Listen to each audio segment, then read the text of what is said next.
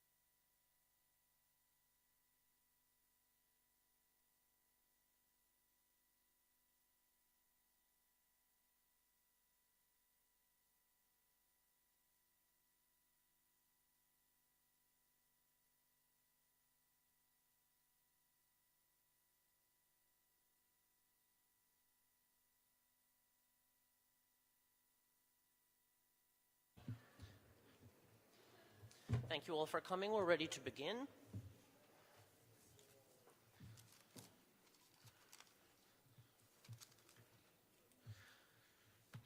Good afternoon and welcome to the press conference of international observers for Ukraine's 2014 early parliamentary elections. I'm Richard Solash. I'm the Director of Communications for the OSCE Parliamentary Assembly. We have simultaneous translation, so please do use your headphones for that if you need it. I'd like to ask everybody now to please silence your mobile phones so that we don't disturb the press conference. Our panel will offer the preliminary conclusions of this international election observation mission. Copies of the preliminary findings will be available at the conclusion of the press conference. Today on our panel, we have Mr. Kent Harstead, the OSCE Special Coordinator and the leader of the OSCE Short-Term Observer Mission, Mr. Christopher Chope, the head of the Parliamentary Assembly of the Council of Europe's delegation. We also have Ms. Doris Barnett, the head of the OSCE Parliamentary Assembly delegation. We have Mr. Andrei Plenkovic, the head of the European Parliament's delegation. We have Rasa Yuknevichiene, the head of the NATO Parliamentary Assembly delegation. And we also have Ms. Tana de Zulueta, the head of the OSCE Office for Democratic Institutions and Human Rights Election Observation Mission. Our panelists will first make some statements, followed by an opportunity for questions. We will now begin with Mr. Harstead. Thank you, Richard. First of all, I would like to thank my colleagues along this table and their fellow colleagues for their good cooperation during this observation mission. I also would like to thank Udir, who have done an excellent job on the spot here and doing a lot of the work on the ground. I will start by saying at this crucial moment for the future of this country, Ukraine's institutions and voters responded to the daunting challenges with an election that largely upheld democratic commitments. That response, and in particular the authorities' determination to enable voting in as many areas of the country as possible, demonstrate a resilience that will help the country to overcome its national and international challenges. The elections marked an important step in Ukraine's aspirations to consolidate democratic elections in line with its international commitments. There were many positive points to the process, such as an impartial and efficient Central Election Commission, an ample contested election that offered voters real choice and a general respect for fundamental freedoms. The newly elected parliament should take their political responsibility to ensure that key reforms are passed to prevent certain bad practices noted in our statement from becoming entrenched. As well, grievances should be resolved with respect for the rule of law and through democratic institutions. In most of the country, election day proceeded calmly with a few disturbances. Voting and counting were transparent and assessed positively overall. However, the early stages of the tabulation process were more negatively viewed by observers, with tensions in some cases. The elections took place in an increasingly challenging political and security environment, notwithstanding the September Minsk agreements. The campaign was competitive and visible, although we also noted intimidation and threats against candidates and workers. The legal framework is generally adequate for the conduct of democratic elections, although some concerns remain. This will be an important area for newly elected Parliament to address. Public perceptions of corruption are pervasive and threaten to undermine confidence in the election process. Much work remains to be done in this area to improve public trust in this field. The media environment is diverse. However, the lack of autonomy from political or corporate interest for much of the media restricts independent reporting. We were pleased to see state-owned national TV host debates among political parties. We have had a comprehensive observation efforts with more than 900 observers from 43 countries across the country. For the first time, the OSCE's Parliamentary Assembly also observed voting beyond the territory of the country observed. We sent a team following the election on the day of procedures in the Ukrainian embassy in Moscow.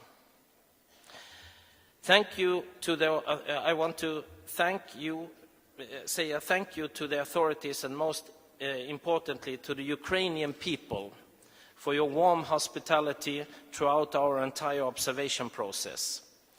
This was a collective effort, so I now want to give an opportunity to my colleagues to add their thoughts. Thank you. Thank you very much. We'll continue now with Mr. Chope.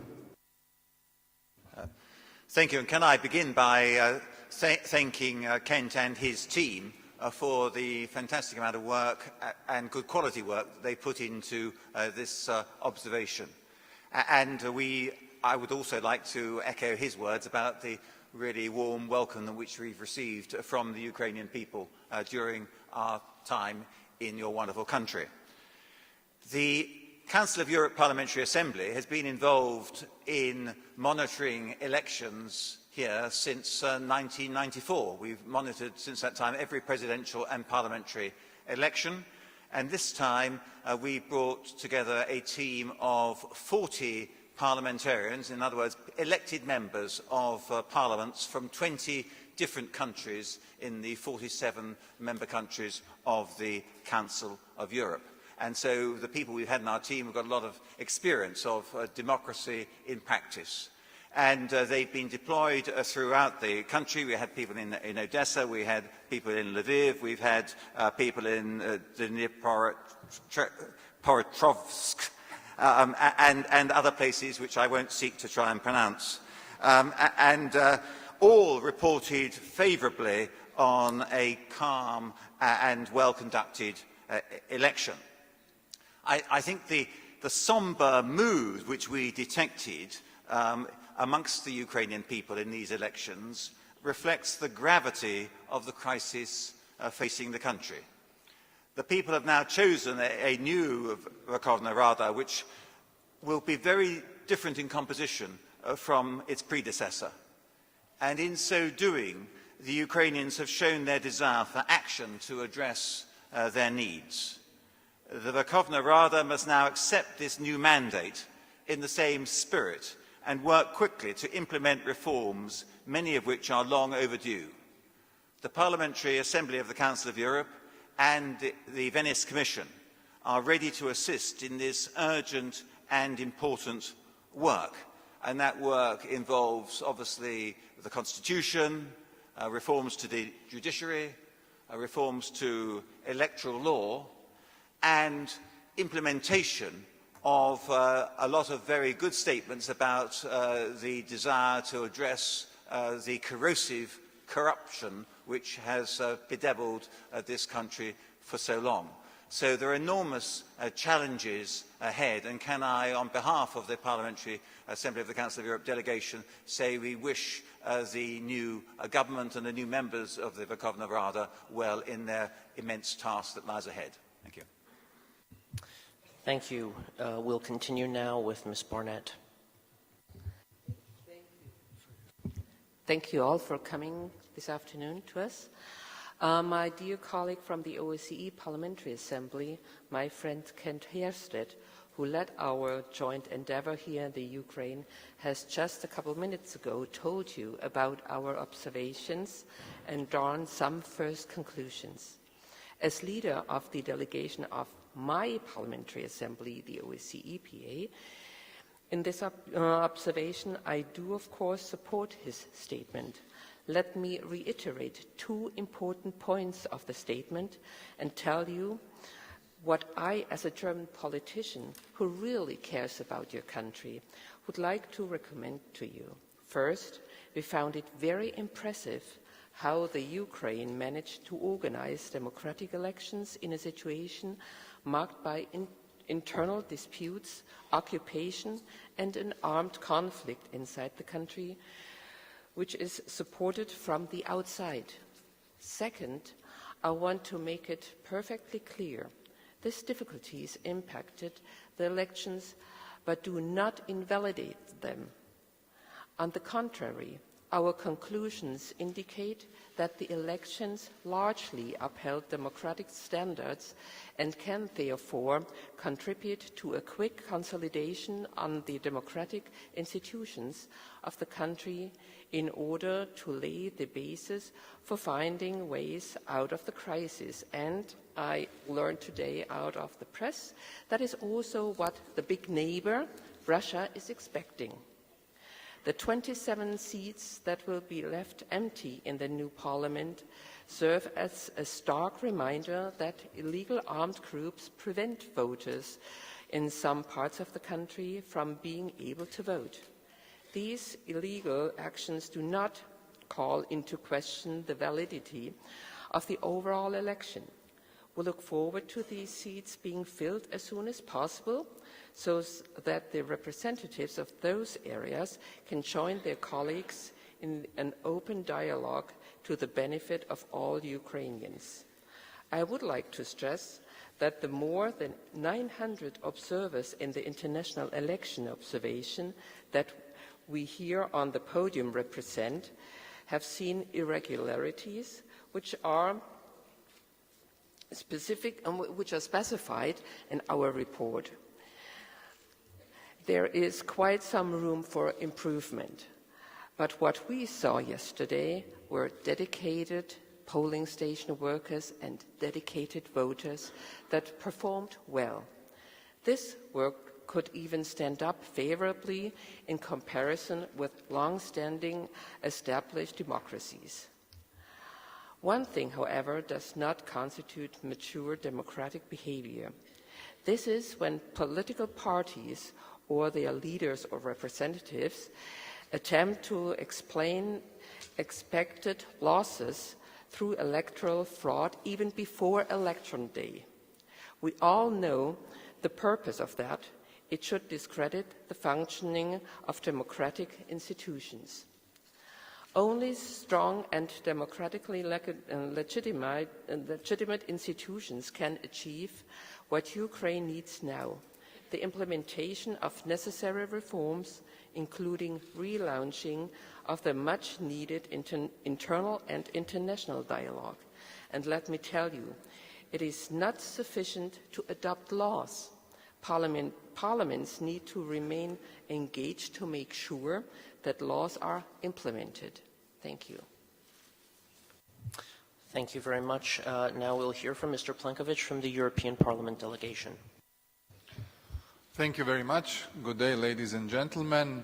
First of all, let me congratulate the Ukrainian authorities, Ukrainian Central Electoral Commission, and the Electoral Commission and all the levels of the countries for great efforts which they have put and invested into organizing these early parliamentary elections. I think it is important to remember that they have been organized in an extremely difficult context, whereby Crimea has been illegally annexed by Russia, and whereby a number of areas in the two oblasts, Donetsk and Lugansk, was prevented from organizing these parliamentary elections, and therefore the new Verkhovna Rada will have 27 MPs less. With these congratulations, I would also like to appreciate the work of the International Observation Mission of other parliamentary assemblies and thank them for the cooperation, and in particular also thank the colleagues, members of the European Parliament, who in total 14 observed the elections in Kiev, in Kharkiv, in Dnipropetrovsk, in Cherkasy and in Odessa. Everything that we saw and that we witnessed puts us in the position to draw the conclusions that elections in these places were orderly in a legal and normal fashion, which is very similar to the countries where we come from the countries members of the European Union. And therefore, we are very pleased with the general conduct of these elections. Of course, on a technical level, there are a number of improvements to be done, whether it is the legislative framework or the technology of the campaign and the electoral process and the media context, but our general impression has been positive. What also I would like to say is the message that comes out of these elections. I think that the Ukrainian people has, after Maidan, clearly chosen Europe as its orientation, and Ukrainian people and the authorities have clearly chosen peace. These are the two most important messages that we see out of these early parliamentary elections, and we hope that the new Verkhovna Rada will be constituted swiftly, that it will form a stable government which will embark on comprehensive European-oriented reforms, and the European Parliament, along with other institutions, will accompany the Ukrainian government in implementing the association agreement, which will be like a guiding tool for the reforms to be undertaken in the months to come. I am also very pleased that no party so far has contested the results of the elections, which proves the clarity of the process and the entire overall conduct of the elections. Therefore, from the point of view of the European Parliament observers, I congratulate the Ukrainian people and the organizers of these elections for all the efforts that have been invested. Thank you very much. Thank you. We'll now hear from Ms. Rasa Yuknevichene, from the head of the NATO Parliamentary Assembly delegation. Thank you very much. Dear colleagues of the press, the NATO Parliamentary Assembly has observed all presidential and parliamentary elections in Ukraine since 2004, at the invitation of all successive Ukrainian authorities. And this time again, we were represented with the 17 observers deployed in the Kiev region and in Odessa. There is really just one main point I would like to stress, and that has to do with context. It is important not to lose sight of the context in which these elections took place. First, we have to remember that Ukraine is at war. In the past 9 months, some 3,700 Ukrainians have lost their lives in an armed conflict that was initiated from Russia. For the first time since the Second World War, and in violation of all rules and principles of international law, an European state, Russian Federation, has annexed by force part of the territory of a neighboring sovereign state, Ukraine. In addition, Kremlin continues to this day to provide political, economic, and military support to illegal armed groups in eastern Ukraine. But this war is not just fought through conventional military means. It combines military action with various other methods aimed at destabilizing Ukraine from the inside, including the use of information or rather disinformation as a weapon. We call this hybrid warfare, which is a part of Kremlin aggressive agenda in all neighboring countries, but not only Ukraine. Despite the ongoing violence in eastern Ukraine, voting took place yesterday in a majority of districts in Donetsk and Luhansk. And special provisions were made to allow those voters, as well as those from Crimea, who unfortunately were not able to vote where they live, to do so somewhere else in the country. This is truly remarkable. Second, we have to remember where Ukraine was just 2 years ago, at the time of the previous parliamentary elections. The same organizations represented there today said in 2012 that the elections were characterized by a lack of a level playing field and the widespread misuse of administrative resources. Remember that 2 prominent opposition candidates were in prison at that time, only 2 years ago. So we said in 2012 that the elections were a step backwards for Ukraine. Today, we are saying that the campaign was competitive, that the misuse of administrative resources was not a major issue, and that these elections marked significant progress. And this again, despite extremely challenging circumstances. So no, Ukraine elections were not perfect, but they are not always perfect in my country, for example, too. And our report is very clear about the problems that remain and that will need to be addressed in future elections for future politicians. But the trend is clear. In just 1 year, Ukraine's democracy has gone a very long way. And today we were able to say that these elections fairly represent the will of Ukrainians voters. This will is clear. European Ukraine in the family of democracies, but not in the hands of corrupt tyranny. The Ukrainian people should be proud of what they did only over 1 year and what they have achieved in just 1 year. This is a good message, a strong message to other countries around, regional countries like Moldova, Belarus, and I am sure to Russia, to Russian Federation, to follow the example of democracy.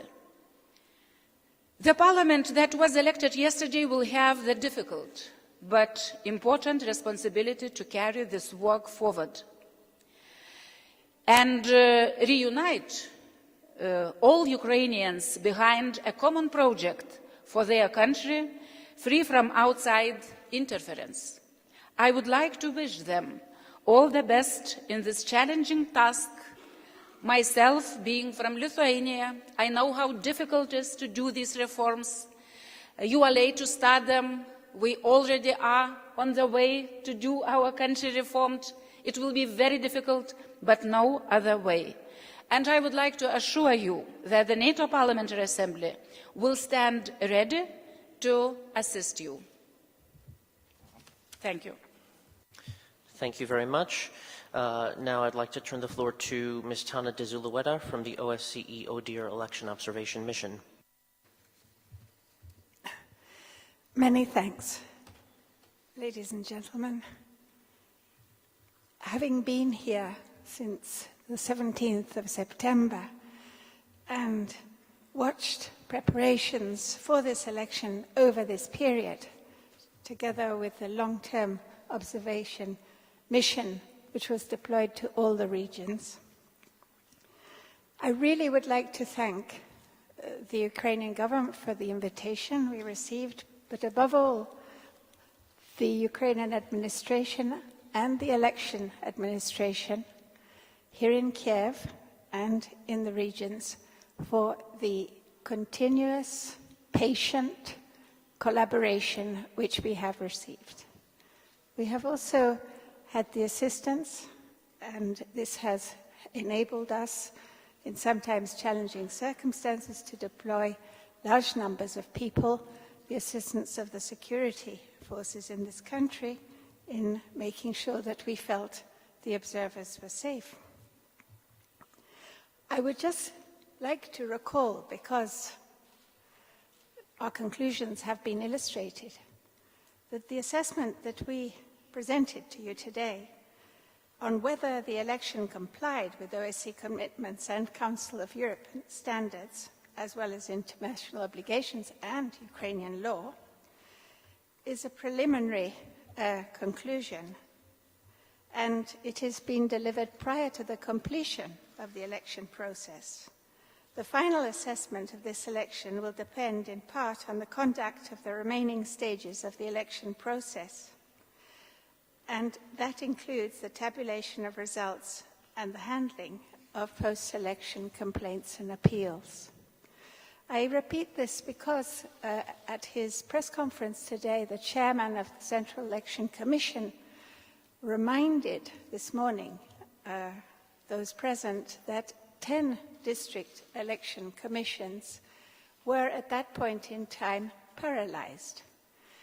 And this would potentially affect the votes of 500,000 people. And here we go back to our findings.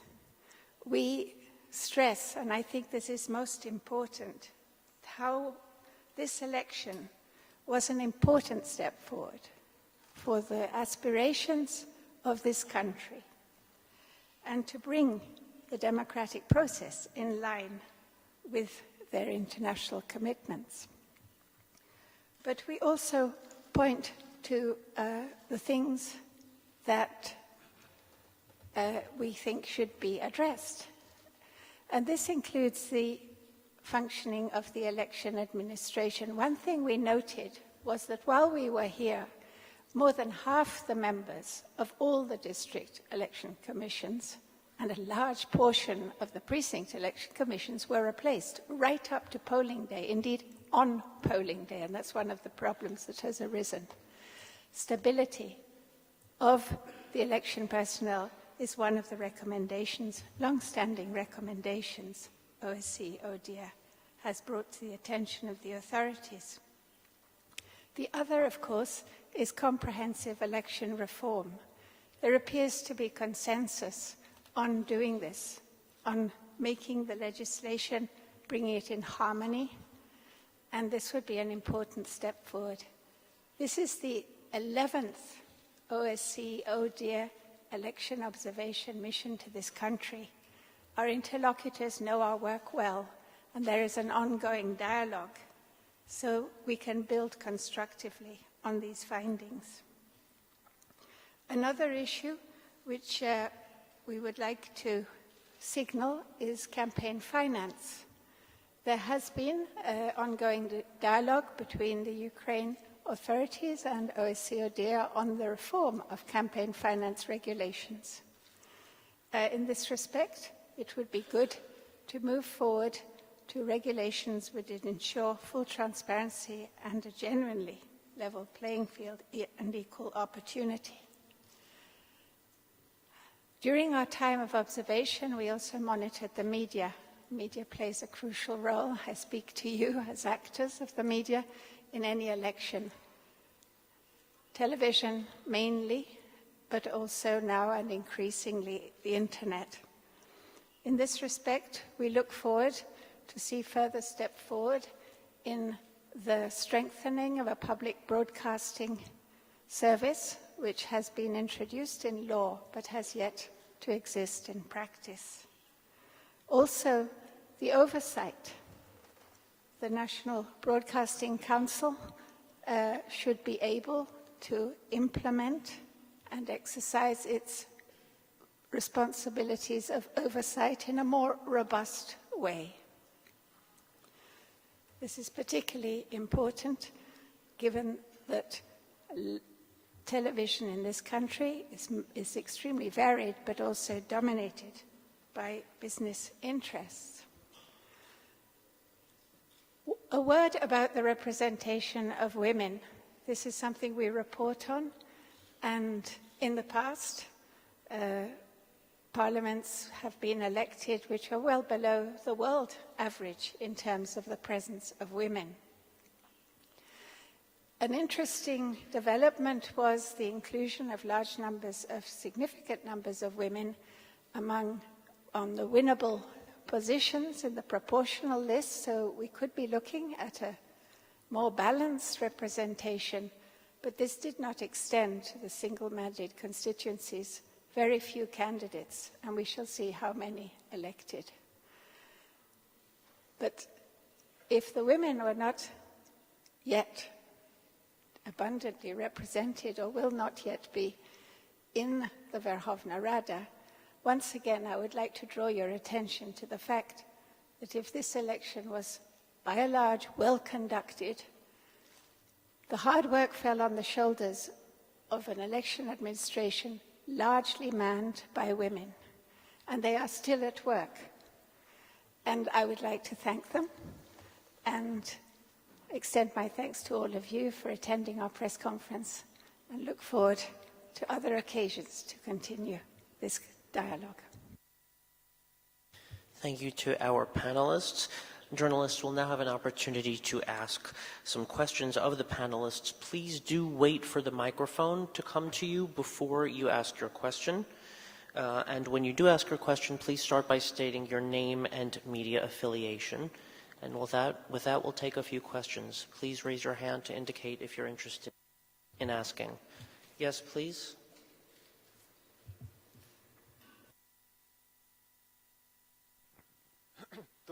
Телеканал «Україна», Олександр Махов. Скажіть, будь ласка, стосовно явки виборців на цих виборах, якщо говорити про вибори на Донбасі, то, звичайно, низька явка обумовлена тими подіями, які відбуваються на Донбасі. Яка ваша думка щодо загальної явки в інших регіонах, в цілому по Україні, вона вже низька, найнизькою є за всі роки? Дякую.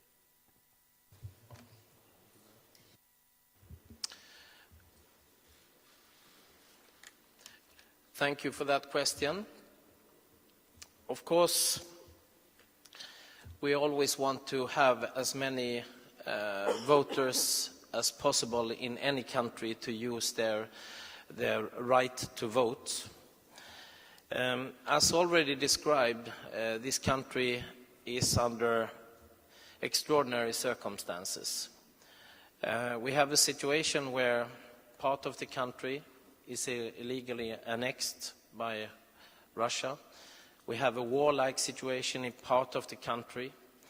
We have hundreds of thousands of IDPs in the country, a tough economic situation, and internal and external threats and security issues. I would say that there is also, after many years now, a concern amongst the people. Many have their doubts in politics. And on the other hand, this is a situation where many also put their hopes in politics. So for us, I think it's very clear that this is a legitimate election when you give the opportunity to people to vote. And we can never force people to vote. We can give them as good opportunities as possible to actually go out and vote. But I think that this country have given the opportunity to people to vote. And they have turned out in numbers around 52%. From some parts in the country it has been very difficult, even though the government controls part of Donbas area. I visited myself last week parts of Lugansk Oblast. I know how difficult people have it in that area, and I know also how difficult it is to actually carry out the elections. So I think the government side here have really done their utmost to see to that they can have election there, but I can also understand that some people might have some difficulty to use their vote. So when you look at that area and the security issues, I think we can have an understanding that some people might not have the ability to use their right to vote. But the bottom line is that we look at this as a legitimate and free election, and whether people choose to use their vote or not is up to the people themselves. I would like just shortly add that 52% is not for democracies. We would, in Lithuania, we would also like to have turnout as it is in Scandinavian countries. They have very good tradition. But in my country, turnout usually is 50%, not more than 60%. It's very good result, about 60%. So it's mainly that people had possibility to vote. I think it's quite good result for parliamentary election. Presidential election is different because it's very clear understanding what they are doing. I understand that new democracies always are facing very similar turnouts for parliamentary elections. If I might just add to this point, besides what colleagues have said, we should really underline two main important points. This is the first post-Maidan Vrhovna Rada. There is no doubt about it, the clear legitimacy and the free and fair elections that have taken place. Second point is Ukraine is under the hybrid aggression, and in this context the government made and the Electoral Commission great effort to enable even those citizens who are living in the areas which are not under government control to exercise their right. Whether that in practice could have happened, that is something different, but the effort was made. And I think from that respect, we should praise the efforts of the Ukrainian authorities. 52% so far is, from the many European states' point of view, a very solid turnout. Thank you. Any other questions? Please raise your hand. All right, we don't have any other questions. Before we do have another question, please raise your hand. Aha, the gentleman, please. Thank you. My name is Kjell Broksø. I'm a Danish journalist, and yesterday I had the pleasure of being election observer for a Danish NGO called Silba. Me and my colleagues were quite impressed by the election, and also this conference have a happy message saying that this was a success, period, bottom line. What is next? This is a political question, so therefore I would like to ask the parliamentary representatives about this, because we have agreements of associations in the future, but what a lot of Ukrainians really want is a full membership of NATO and also EU. Would your message to the people be give that up, or would there be a chance in the future? Thank you. Who would like to answer? I just want to say that we have been here as observer missions and observing the elections, and we have not been here on any campaign mission. Yet I know that two of my colleagues, at least along this table, can speak on behalf of their assemblies, but the bottom line is the choice of the Ukrainian people themselves and their now elected leaders. So maybe we shouldn't recommend or choose for them. I think what we have done here is to try to safeguard through the observation mission to help to keep these elections as clean, as free, as transparent as possible. And then it's the choice of the Ukrainian people and their now elected leaders to make their choices and decisions for the country. I would like to stress, to underline that NATO Parliamentary Assembly is not part of NATO as a structure. Its Parliamentary Assembly is a body of members of Parliament. They have their delegations to Parliamentary Assembly gathering. But my answer would be saying that I agree what my colleague from Sweden just said, that it's up to Ukrainians themselves, of course, to apply, first of all, to decide to apply, to discuss among themselves to the organizations they would like to join. But I can say only by my own example of my own country. I would not imagine my country today without membership in NATO and EU. It would be impossible to survive. We would be in the same situation as the other countries. They were occupied by Bolsheviks and Soviet Union before. For us, it's fundamental to have our state as we have it now, with democracy, with freedom, with developing our economy and other things. So if this example is important and interesting for Ukraine and Ukrainian people, we will do everything the best to help to do this. If I may also answer, since the question was directed to the association agreement between the European Union and Ukraine, and I will shortly put the hat that I have as the co-chair of the future Parliamentary Association Committee between Verkhovna Rada and the European Parliament. And I think that the results of the elections, especially for those parties who won the biggest support, is actually a very clear message of the European orientation of the Ukrainian people. What we expect from the European Parliament, that the new government, after the constitution of Verkhovna Rada is very quickly formed, and that the work continues on the European reform agenda. The first step is, of course, the application of the association agreement. It is a framework that will enable Ukraine to undertake political, economic and sectorial reforms. Of course, what you mentioned, the membership, that is a step after the association agreement, and it is up to the Ukrainian authorities in the dialogue with the EU institutions to discuss that matter when the right time in the future comes. Now it's important to help Ukraine undertake the European reforms, and this is what we shall be doing in the course of the European Parliament activities. Thank you. Thank you. Ms. Barnett? Thank you. Actually, your question might be useful in a Western country, but I doubt whether it's so good right now for the Ukraine itself.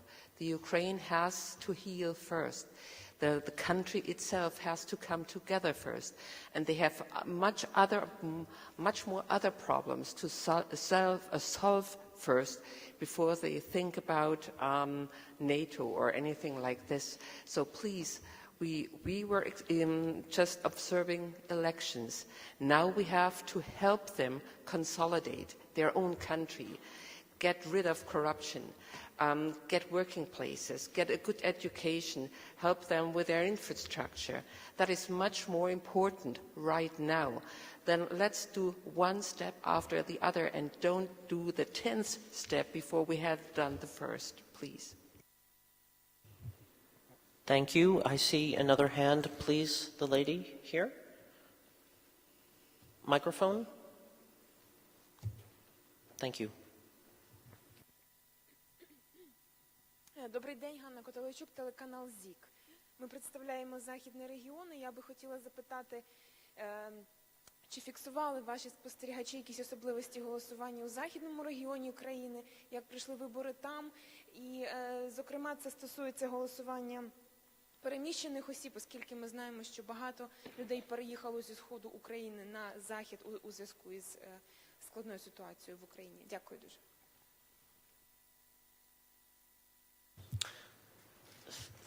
Thank you. Kent, Mr. Harsted.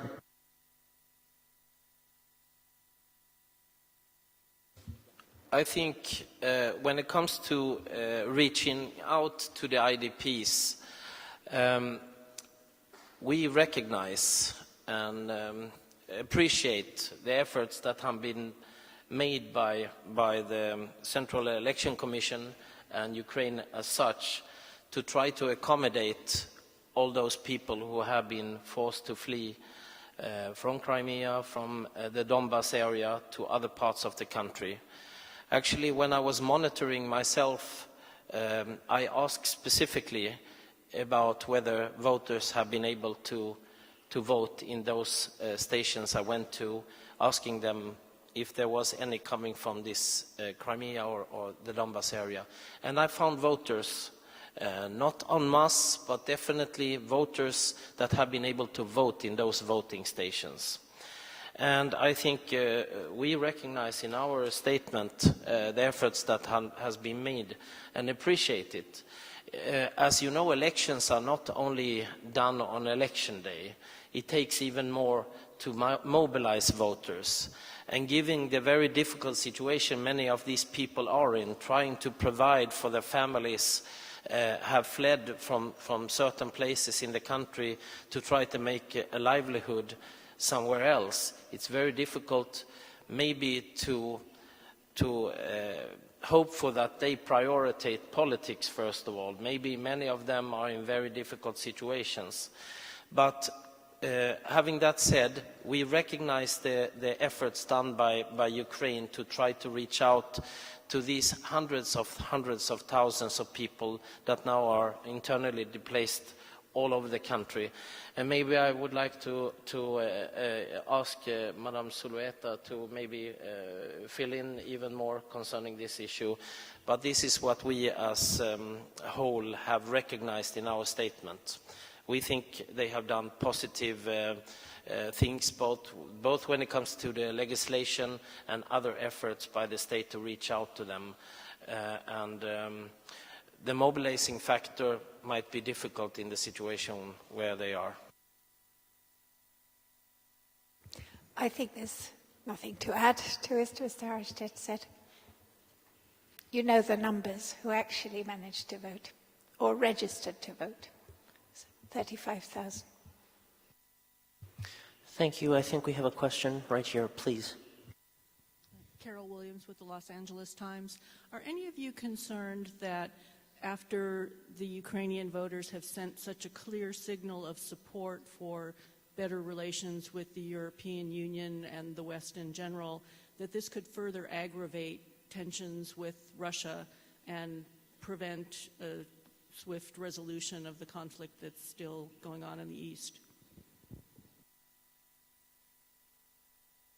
I think we can share that question, but I don't want to go too far. I think it's a great responsibility resting on the new parliament and government in this country.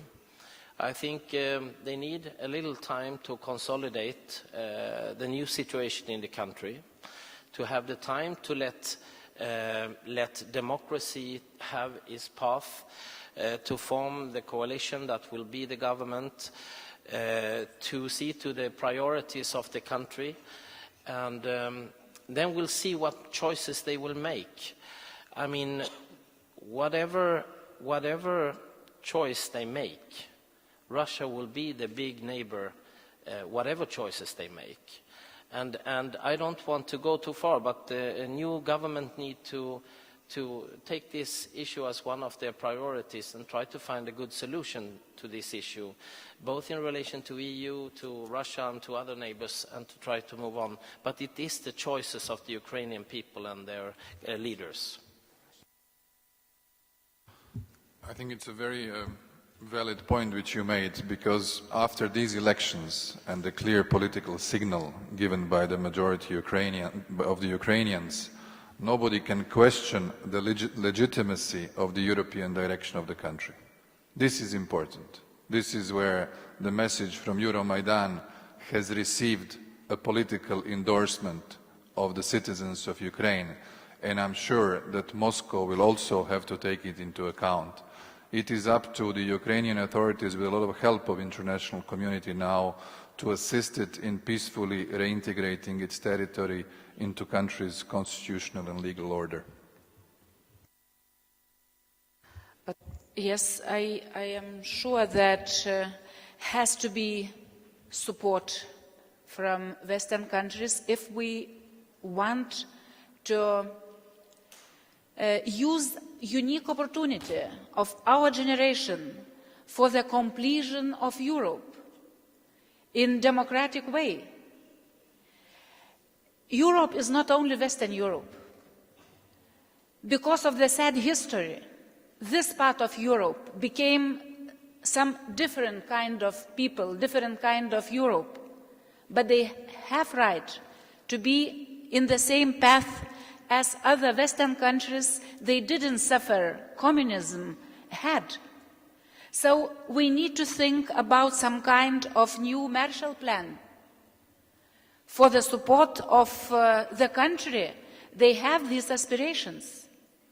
And I think today political will has to be in both sides, in Ukrainian side and in other side. We still say other side of Europe. They have different history for 50 years. No, actually, coming back.